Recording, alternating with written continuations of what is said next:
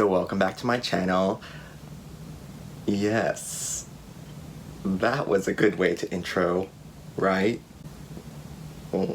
Anyway, we're here today to talk about my top 10 favorite Criterions in the Criterion collection. And I'm not saying these are like the essential ones that you should get, but these are just the ones that I like the most. I'm probably gonna make a video on the top 10 that I think that you should get when you're starting collecting Criterions, but for now I'm just like, these are my top 10 favorites.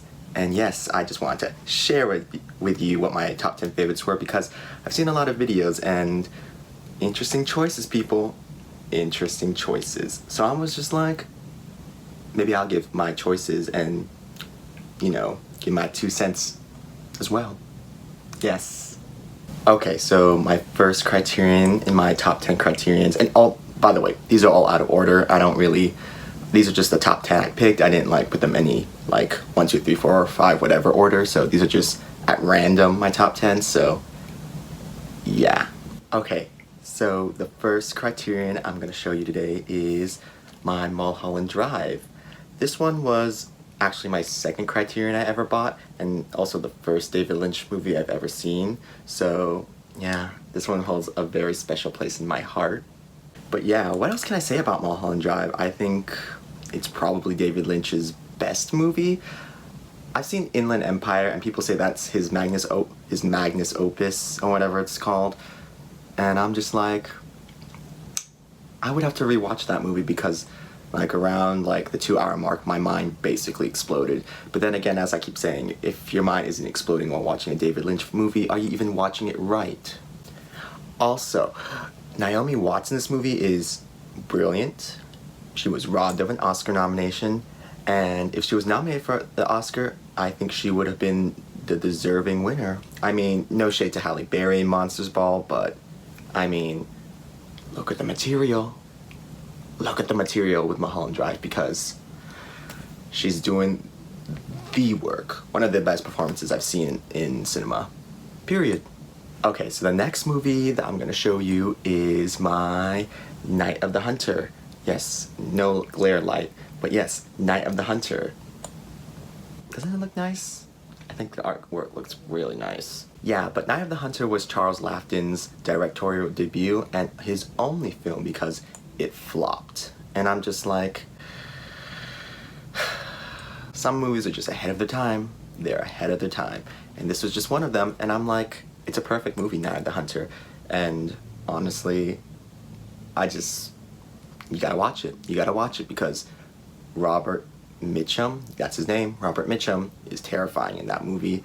Shelley Winters is pretty great, and the kid actors in that movie are so good. Like, one of the best kid actor performances that you'll ever see. And also the cinematography is really, really good black and white cinematography, so you don't want to miss it. So you need to see that movie too if you haven't already. Okay, so the next movie I'm going to show you is, there we go, the light's on the way again, but it's Broadcast News. And this is one of a blind buy I bought, one of the first Criterions I ever bought. And yeah, this is an amazing, is it Albert or, is it Albert? No. It's James L. Brooks. Stupid. Yeah, my mistake. Albert and James L. Brooks they get mixed up in my head. But anyway, Albert Brooks is in that movie too. But Holly Hunter and William Hurt star in that movie too, and they are fantastic. Joan Cusack is in there for a supporting role, and I would say so is Jack Nicholson for like a few minutes. But yeah, amazing movie, really good. Holly Hunter is a beast, one of the best actress nominations ever, and also that year was so good with Cher in Moonstruck and Glenn Close in Fatal Attraction. Those three, I was like, y'all are doing the work. And I'm so excited that Moonstruck is gonna be on Criterion. I might even buy that not on sale. I'm just gonna buy it flat out when it comes out because I love Moonstruck that much. But yeah, Broadcast News, watch it because, as I keep saying about all these movies, you gotta watch them because they're really, really good. So the next movie I have is, it's The Tree of Life by whatever you're gonna say, but it's Terrence Malick's Tree of Life, and the first time I watched this, I was blown away. And this has a director's cut, which is over 3 hours, so I need to make myself watch it because I love the theatrical cut, but I want to see the director's cut to see what they added. And also, I love that they changed the cover art because people did not like the original cover art, and I didn't really like it either, which is why I'm glad it's this one. But I need to get a better version of this because my packaging has a lot of like defections on it, and I'm just like, no. But yeah, I mean, if you're gonna watch a Terrence Malick movie, one of his newer ones anyway, The Tree of Life is the way to go, because I think A Hidden Life is his kind of return to form. I have the movie, but I haven't seen it, and out of all Terrence Malick's movies, I gotta say The Tree of Life is hands down my favorite. Cinematography, when it lost at the Oscars, I was like, what even are these awards for if you're not gonna give it to the right movie, people? Come on!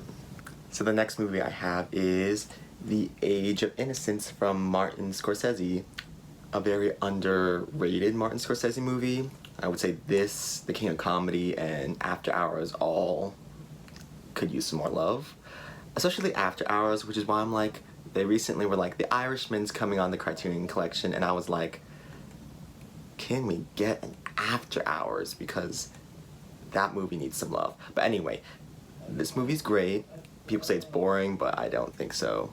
I mean, seriously, Martin Scorsese was like, this is his most, like, violent movie, but of course he means, like, emotionally violent, not, like, physically violent, but yeah, I'm just like, yeah, the emotions in this movie, I was like, y'all are hurting my feelings, you're hurting my feelings. Okay, so the next movie I have is a classic, and that movie is Some Like It Hot. Yes, I paused, because I was like, what am I holding again?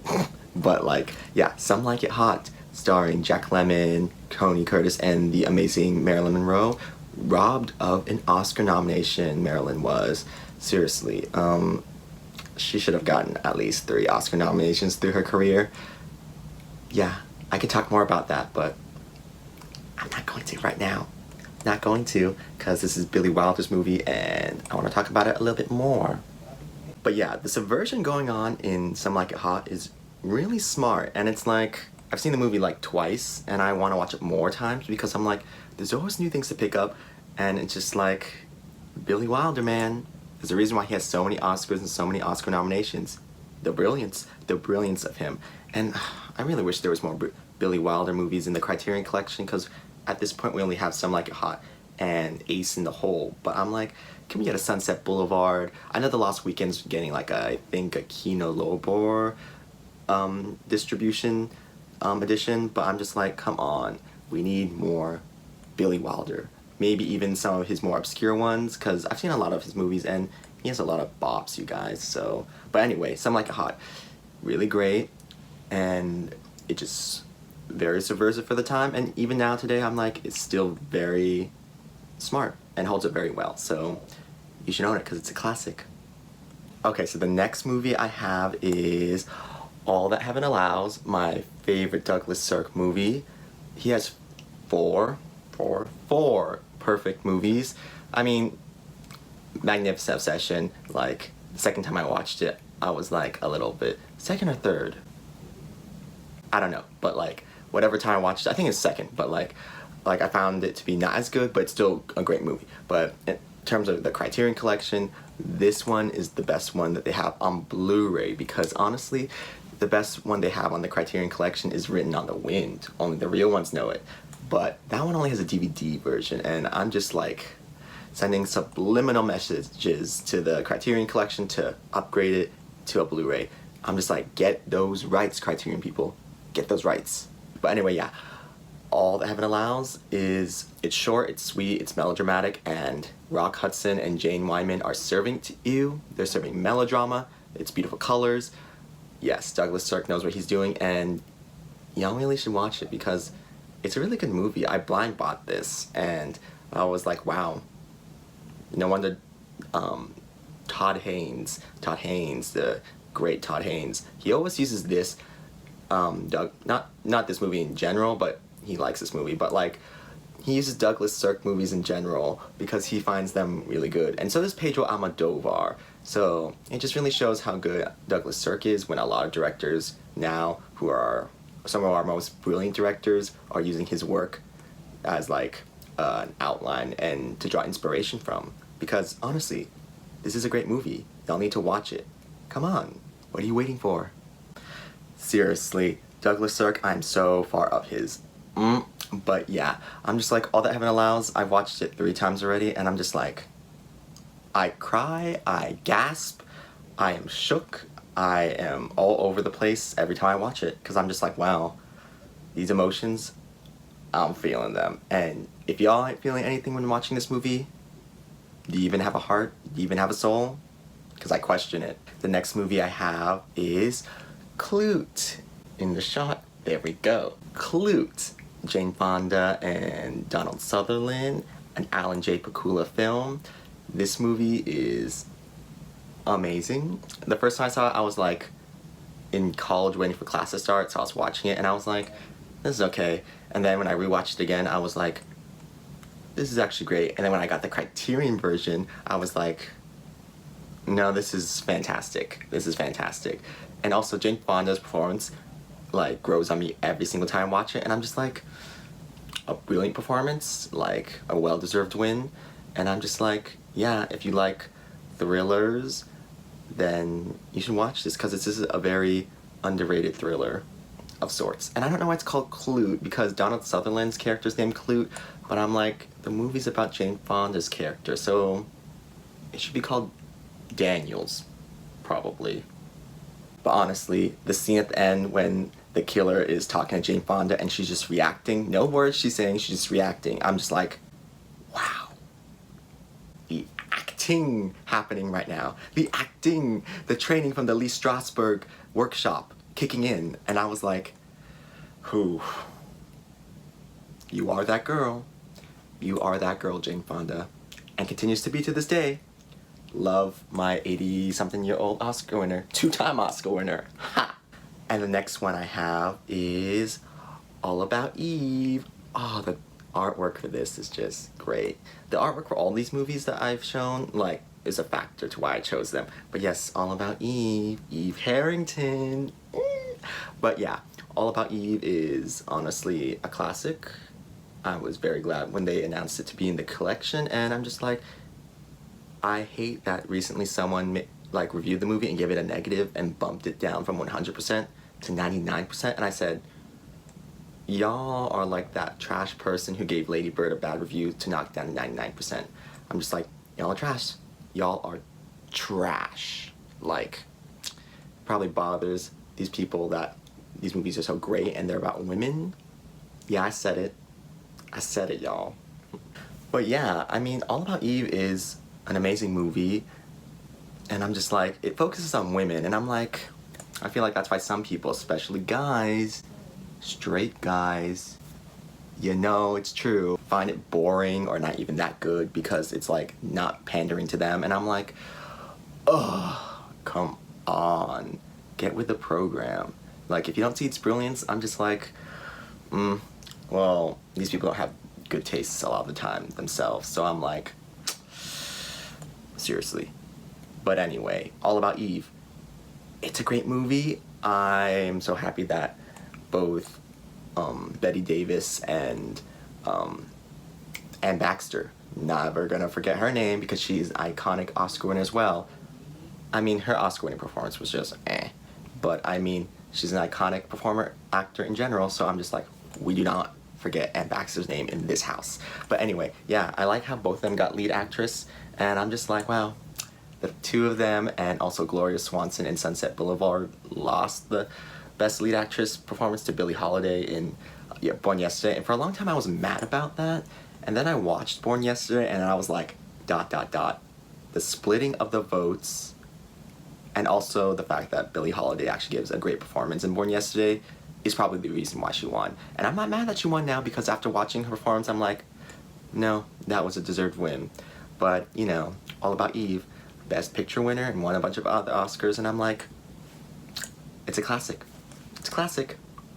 So the last movie I'm going to show you in my top 10 criterions that I like a lot is Portrait of a Lady on Fire. the newest movie in the Criterion Collection. I think it's the most recent one until Parasite comes out, which is going to be a smash, because I love Parasite too. But yeah, Portrait of a Lady on Fire, it was actually the last movie I saw in theaters, and I'm just like, what an experience. What an experience watching Portrait of a Lady on Fire on the big screen was. And when it came out on Hulu, I was like, here we go again. And then when they said it was coming out on Criterion finally, I was like, during the sale, yes, yes. But yeah, I'm like, Portrait of a Lady on Fire, it's beautiful. It's like a painting. My God, I'm just at a loss for words when I try to describe this movie because it's just so beautiful and emotional and honestly just so pure. And I'm like, some people are like, I don't feel this movie. And again, it's mostly straight guys. And I'm like, get with the program. Get with the program. Honestly, if Neon had the money and the funds and all that to do more than just one movie for their campaign, because Neon's still a small distributor, but they put all their money toward Parasite, which was a smart move. But I'm like, if they had more money, I feel like they could have pushed Portrait of a Lady on Fire as well, and it could have gotten up into like Best Picture and like maybe Best Actress ×2, maybe. Who that? Yeah, I think it could have got Best Actress, like maybe for one of them, and things like cinematography. But I'm just like, Portrait of a Lady on Fire deserves more recognition, and people should really just watch it because it's a really good movie. And yes, please watch it because I feel like not enough people are talking about it. And yes.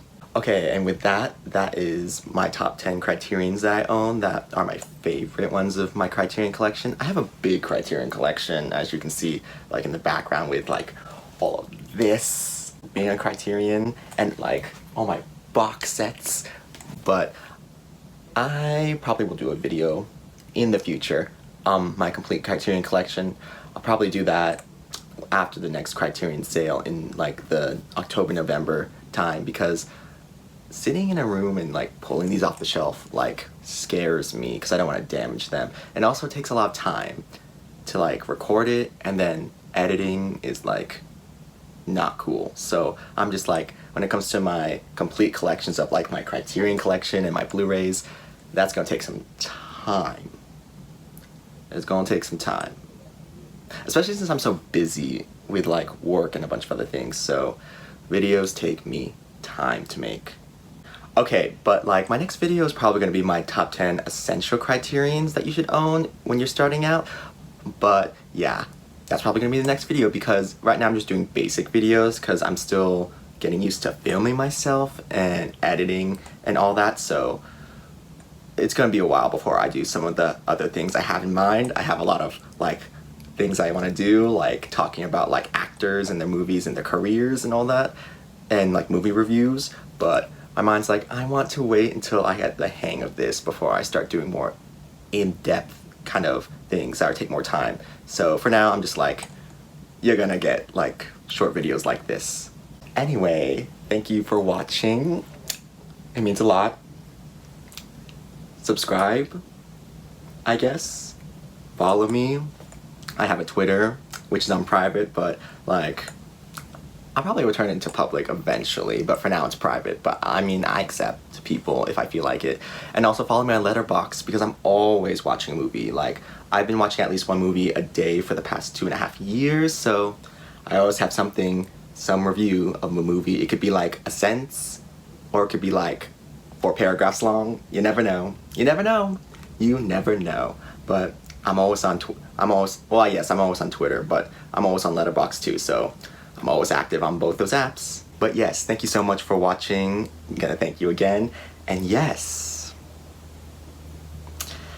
outro, leaving words that I'm gonna say, insert later in the future, not this video, but future videos I will have something better to say than this. But thank you for watching. Once again, I think that's like the 3rd time I said it, but whatever. And we are gonna exit now.